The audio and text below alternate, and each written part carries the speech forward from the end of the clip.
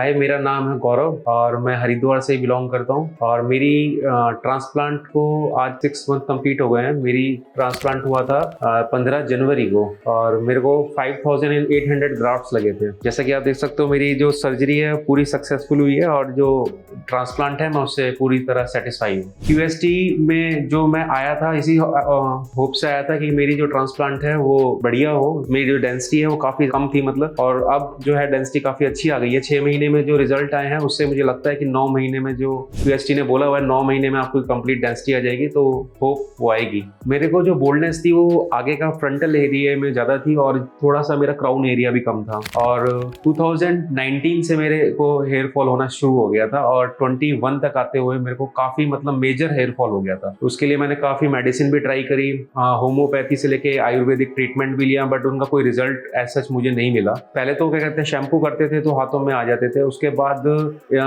ज़्यादा जब होने लगे तो मुझे फ्रेंड्स ने भी, और क्या कहते हैं, जब मैं शीशे में देखता था या कोई फोटो आती थी तो फोटोजेनिक पहले मेरा फेस था, वो फोटोजेनिक फेस नहीं रहा क्योंकि जो फ्रंटल एरिया है उसके काफ़ी पीछे तक मेरे बाल चले गए थे। और फिर 2022 में जब मेरे को ज़्यादा हेयर फॉल हो गया तो किसी ने मुझे सजेस्ट किया कि हेयर पैच लगा लो। तो मैं हेयर पैच देहरादून से मैंने हेयर पैच लगवाया था, बट वो मैंने सिर्फ 2 महीने लगाया। मैंने जुलाई में लगाया था, तो उस टाइम इतनी ह्यूमिडिटी थी कि मुझे पैच लगाने में बहुत ज़्यादा ईचिंग होती थी और इरिटेशन होती थी। उसके 2 महीने में ही मैंने पैच रिमूव किया और उसके बाद मैंने पैच नहीं लगाया। और उसके बाद मैंने परमानेंट सॉल्यूशन की तरफ जाने की ज़्यादा अच्छा सोचा, तो मुझे लगा कि हेयर ट्रांसप्लांट ही बेस्ट सॉल्यूशन रहेगा। उसके बाद मुझे ऑनलाइन ही पता चला क्यूएसटी क्लिनिक जो है हमारे हरिद्वार में ही है, तो मैं यहाँ पर आया। यहाँ के जो डॉक्टर थे वो काफ़ी फ्रेंडली थे, स्टाफ बड़ा फ्रेंडली है। और उसके बाद मैंने यहाँ पर जो अपना ट्रांसप्लांट कराया है उसके बाद से काफ़ी अच्छी ग्रोथ मुझे मिली है।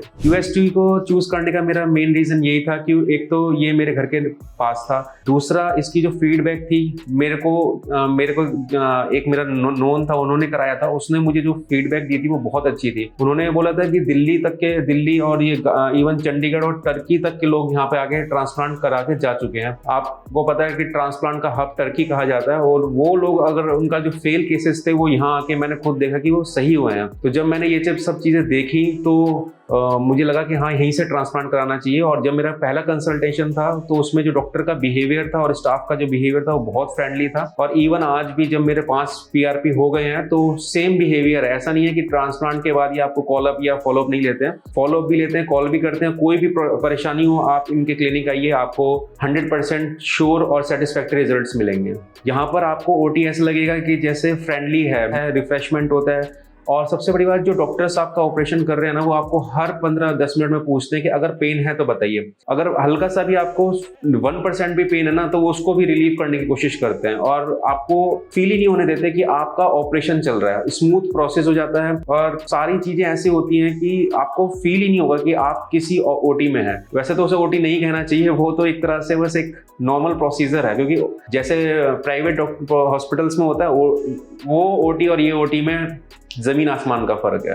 आफ्टर सर्जरी कोई ऐसा स्वेलिंग या पेन नहीं था, क्योंकि डॉक्टर ने बोला हुआ था कि अगर कोई पेन या होता है तो आप मेडिसिन दी हुई थी। 5 डेज की जो मेडिसिन थी वो मैंने खाई थी। उस दौरान भी मुझे ऐसा कोई खास पेन नहीं हुआ था। बस शुरू के दिन थोड़ा हेड ऊपर करके जो लेटना होता है, बस 2 दिन का वही प्रिकॉशन था। एक स्प्रे दिया गया था, स्प्रे से अपने सर को सही मतलब स्प्रे करना होता है हर 1 घंटे में, ताकि जो ग्राफ्ट्स हैं वो स्ट्रांगली अपने जगह पर चले जाएं। बस यही एक प्रिकॉशन था, बाकी कोई ऐसा पेनलेस एक्सपीरियंस रहा है टोटल। बाकी जो 5 दिन की मेडिसिन थी उस दौरान यहाँ से क्लिनिक से मैसेज फोन आए जाते थे कि आपको कोई वो तो नहीं हो रही है, और पर डे की फोटो शेयर करते थे हम अपनी कि आज ऐसा है। और जो यहाँ के डॉक्टर्स हैं वो उसको देख के हमें आगे का फॉलोअप देते थे। 1 महीने तक का जो प्रोसीजर है वो थोड़ा सा रहता है कि आपको थोड़ा अपना ध्यान रखना है, आपको स्वेटिंग प्लेसेस में नहीं जाना या कोई आपको हैवी वर्कआउट नहीं करना है। 1 महीने के बाद आप फ्री हो सकते हो। सर्जिकल कैप भी आप 1 महीने के बाद, 1 महीने तक ही बोलते हैं ये, बट 1 महीने के बाद आप सर्जिकल कैप वगैरह रिमूव करके आप अपना नॉर्मल रूटीन का काम कर सकते हो। जब आप यहाँ आते हैं तो आपकी फोटो सेशन होता है। फोटो सेशंस में आपकी ग्रोथ को मॉनिटर किया जाता है। मुझे लगता है कि 7-8 महीने तक जो फोटो सेशंस जो होता है उसमें आपको कंप्लीटली मॉनिटर किया जाता है। ट्रांसप्लांट के 1 महीने बाद जब आप सर्जिकल कैप उतार देते हैं और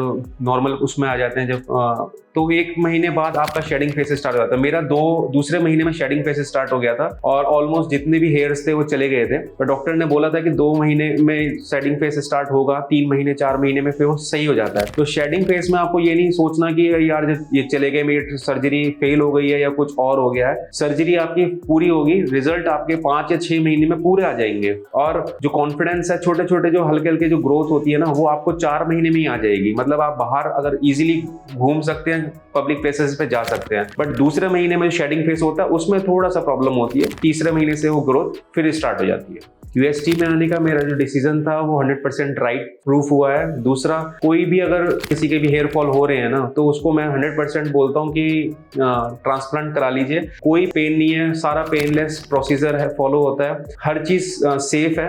आप ऐसा ना सोचो कि आज करवाएंगे तो 5 साल बाद निकल जाएंगे, ऐसा कुछ नहीं है। बड़े बड़े लोगों ने कराया है, सब चीज सेफ है। बस आपको थोड़ा सा अपने कंफर्ट जोन से बाहर आके ये चीज करानी है, उसके बाद आप खुद महसूस करोगे कि आपकी लाइफ वाकई में चेंज हुई है।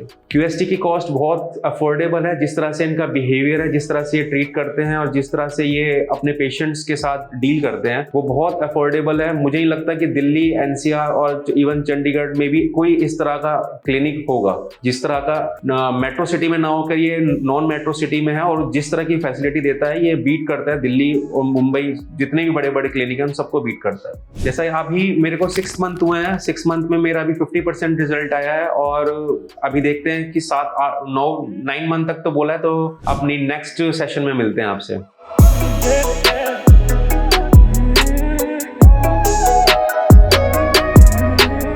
If you like this video, share it with your friends and don't forget to subscribe to our channel.